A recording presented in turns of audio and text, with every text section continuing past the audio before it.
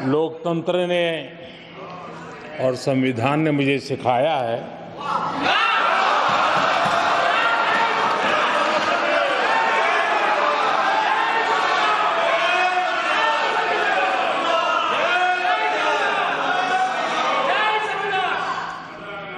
कि मुझे विपक्ष के नेता को गंभीरता से लेना चाहिए।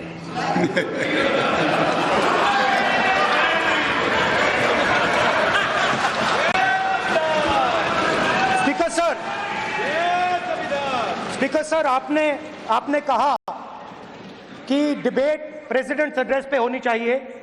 ये जो मैंने किया है, अनुराग ठाकुर जी ने अयोध्या की बात की थी, अनुराग ठाकुर जी ने सनातन धर्म पर आक्रमण की बात की थी, इसीलिए मैंने ये किया है। मैं दिखाना चाहता हूं कि अयोध्या में क्या हुआ, अयोध्या की सच्चाई क्या थी। प्रेसिडेंट्स डिबेट में उन्होंने बात उठाई थी, मैंने बात बंद की है। प्रधानमंत्री जी को अच्छी लगी अयोध्या के बाद अच्छी लगी,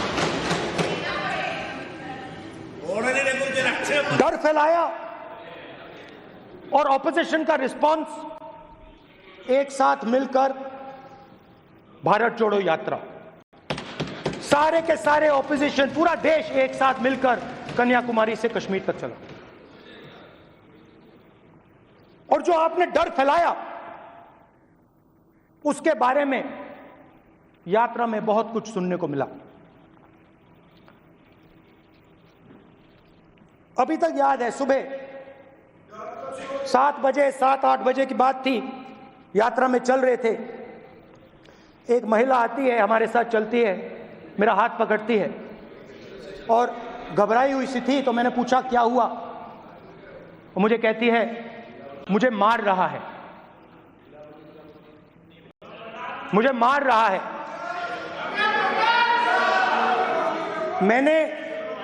मैंने पूछा कौन मार रहा है, कौन मार रहा है? बेटी बचाओ, बेटी की दुविधा सुनाई दे रही, बेटी का दर्द नहीं सुनना चाहते, भारत की महिलाओं का दर्द नहीं सुनना चाहते। मैंने पूछा कौन मार रहा है, कहता है मेरा पति मार रहा है। मैंने कहा क्यों? कहती है सुबह का खाना नहीं दे पाई। मैंने कहा क्यों? खरीद नहीं पाई, महंगाई है, महंगाई है, खरीद नहीं पाई, खाना नहीं पका पाई, इसलिए मुझे मार पिट रही है। मैंने कहा बहन क्या करूं, कैसे आपकी मदद करूं? कहती हैं आप कुछ मत कीजिए, आप कुछ मत कीजिए, आप सिर्फ ये बात याद रखिए कि महंगाई के कारण हिंदुस्तान में हजारों महिलाओं को सुबह पीटा जा रहा है। उसके शब्द हैं, मेरे शब्द नहीं है। गैस सिलेंडर, महंगाई, तो आपने गरीबों को, महिलाओं को डराने का काम किया। शिव जी कहते हैं डरो मत, डराओ मत। आपने हिंदुस्तान की महिलाओं को महंगाई से हर रोज डराया है। कुछ दिन पहले मैं पंजाब में अग्निवीर के परिवार से मिला। सुनिए अग्निवीर के परिवार से मिला। छोटा सा घर था, छोटा सा घर था।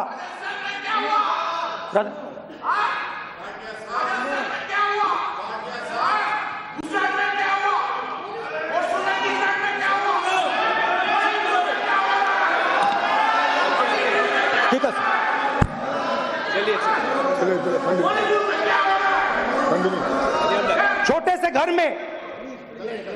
छोटे से घर में अग्निवीर शहीद हुआ, लैंडमाइन ब्लास्ट में शहीद हुआ। मैं उसे शहीद कह रहा हूं, मगर हिंदुस्तान की सरकार उसे शहीद नहीं कहती है। नरेंद्र मोदी उसे शहीद नहीं कहते हैं, नरेंद्र मोदी उसे अग्निवीर कहते हैं। उस घर को पेंशन नहीं मिलेगी, उस घर को कॉम्पेंसेशन नहीं मिलेगी। शहीद का दर्जा नहीं मिलेगा। और बेचारे बैठे हुए थे, 3 बहनें थी, एक साथ बैठी हुई थी, रो रही थी। आम जवान को पेंशन मिलेगी, जरूर दुख होगा, मगर हिंदुस्तान की सरकार आम जवान की मदद करेगी। मगर अग्निवीर को जवान नहीं कहा जा सकता। अग्निवीर यूज एंड थ्रो मजदूर है। और आप उससे कहते हो, उसको आप 6 महीने की ट्रेनिंग देते हो, 6 महीने की ट्रेनिंग देते हो। दूसरी तरफ चाइना के जवान को 5 साल की ट्रेनिंग मिलती है, राइफल लेकर उसके सामने खड़ा कर देते हो, उसके दिल में भय पैदा करते हो। एक जवान और दूसरे जवान के बीच में फूट डालते हो कि एक को पेंशन मिलेगी, एक को शहीद का दर्जा मिलेगा, दूसरे को नहीं मिलेगा, और फिर अपने आप को देशभक्त कहते हो। ये कैसे देशभक्त हैं?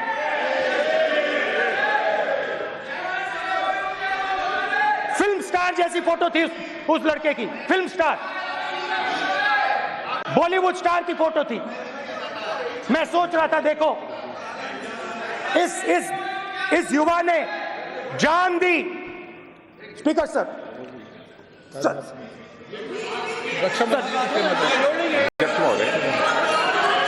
अध्यक्ष महोदय, एक आदमी सब पर भारी।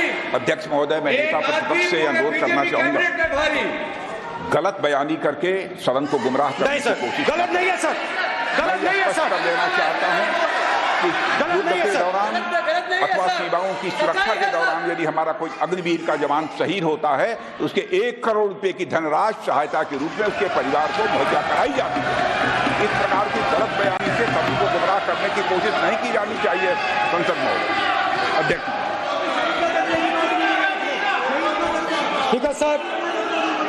स्पीकर सर देखिए, स्पीकर सर देखिए, राजनाथ सिंह जी की एक राय है, मेरी एक राय है। सच्चाई अग्निवीरों को मालूम है, हमें बोलने की जरूरत नहीं है। अग्निवीर को किस चीज का सामना करना पड़ता है, शहीद का दर्जा मिलता है या नहीं मिलता है, कॉम्पनसेशन मिलता है नहीं मिलता है, पेंशन मिलती है नहीं मिलती है, वो उसको मालूम है। पॉइंट ऑफ ऑर्डर है मान्यवर। अब सदन के सामने 2 स्टेटमेंट हुए, एक हुआ विपक्ष के नेता का, दूसरा हुआ माननीय राजनाथ सिंह जी का, रक्षा मंत्री जी का। एक कहते हैं कि 1 करोड़ रुपया नहीं मिलता है। श्री राजनाथ सिंह ने अधिकृत रूप से कहा कि मारे जाने वाले अग्निवीर को जो शहीद होता है उसको 1 करोड़ रुपया मिलता है। उनको फैक्चुअल पोजीशन सदन पर रखनी चाहिए मान्यवर। ये सदन झूठ बोलने की जगह नहीं है मान्यवर, यहाँ सच बोलना चाहिए।